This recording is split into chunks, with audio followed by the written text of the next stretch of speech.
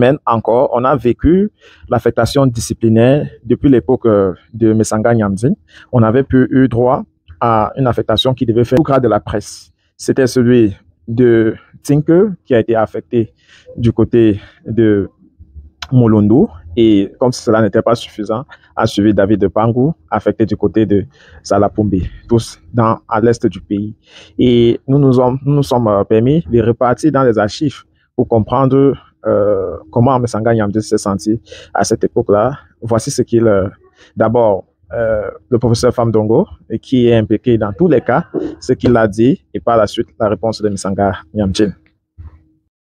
Alors que répondez-vous à une certaine opinion qui pense que c'est en raison de son propos libre et de ses critiques que votre camarade, le professeur Pascal Charlemagne Messanga Nyamdine, qui est membre titulaire du comité central, que c'est donc en raison de ce positionnement-là qu'il aurait été coup sur coup limogé de son poste de chef de département et mis à la disposition de l'université de Ngaoundéré, antenne de Garoua.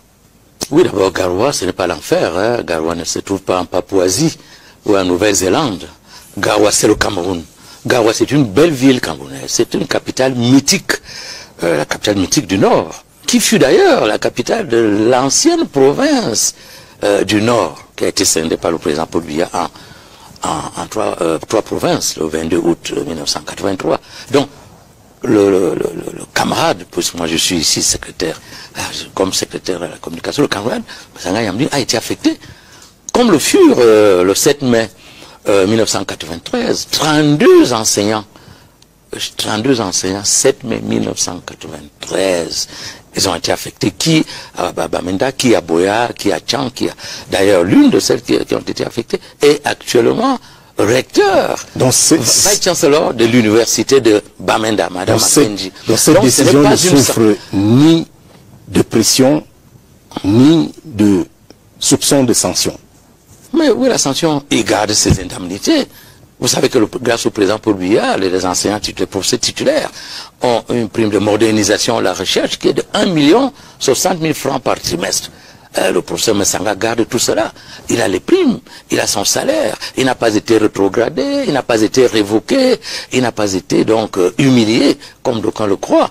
Je ne sache pas que un fonctionnaire qui est affecté à Garoua ait subi une humiliation ou alors une injustice.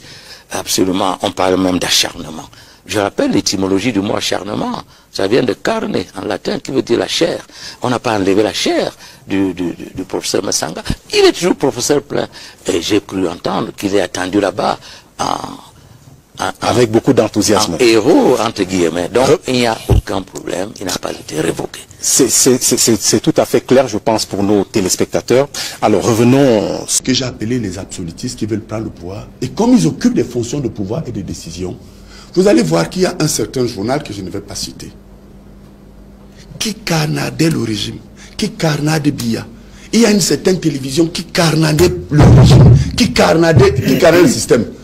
Alors moi qui suis biaïste et qui observe les attitudes où ils ont toujours mené des combats, ils étaient à côté du ministre Kamto, ils étaient pour Kamto, ils étaient pour Biya est un tyran.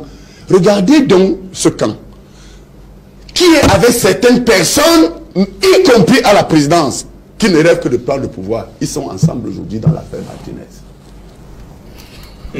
Observez, moi je suis un homme, Dieu m'a donné un talent.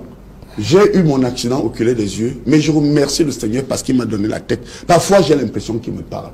Regardez donc quelque chose.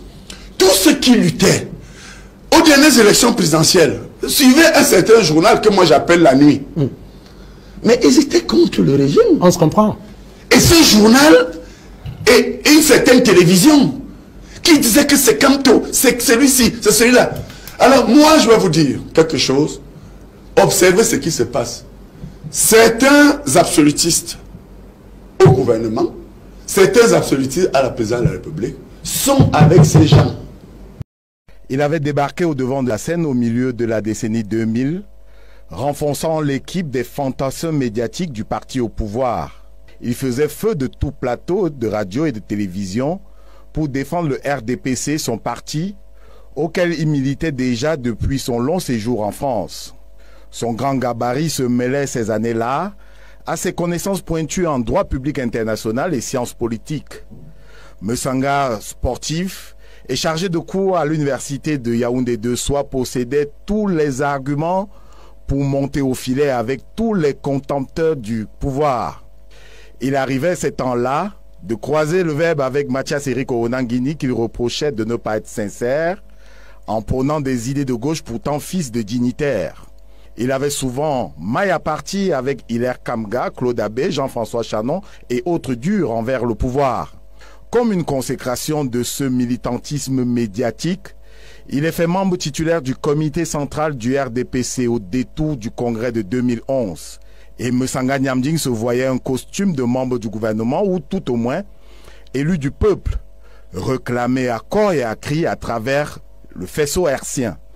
Premier désenchantement, l'investiture refusée par son parti pour les premières élections sénatoriales en 2013, avec Ateba Eyene, qui s'était vu également refuser le précieux sésame, le chef de Bodiman dans le CAM, passé maître de conférence entre-temps, est convaincu qu'au sein de l'appareil gouvernemental, en tout cas il le laisse croire, existent des cadres et castes qui sapent l'idée de la démocratie chez Paul Biya.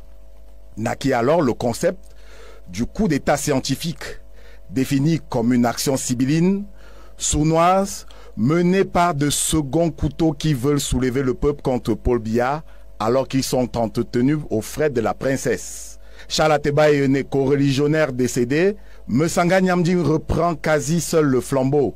Mais impatient d'atteindre un strapontin gouvernemental, il affiche des actes déloyaux envers sa famille politique au point de tracer une ligne de démarcation entre lui et les autres. Mesanga, le biaïste, aveuglé par ses frustrations, il multiplie ce qui est perçu par la direction du parti comme des sorties de piste.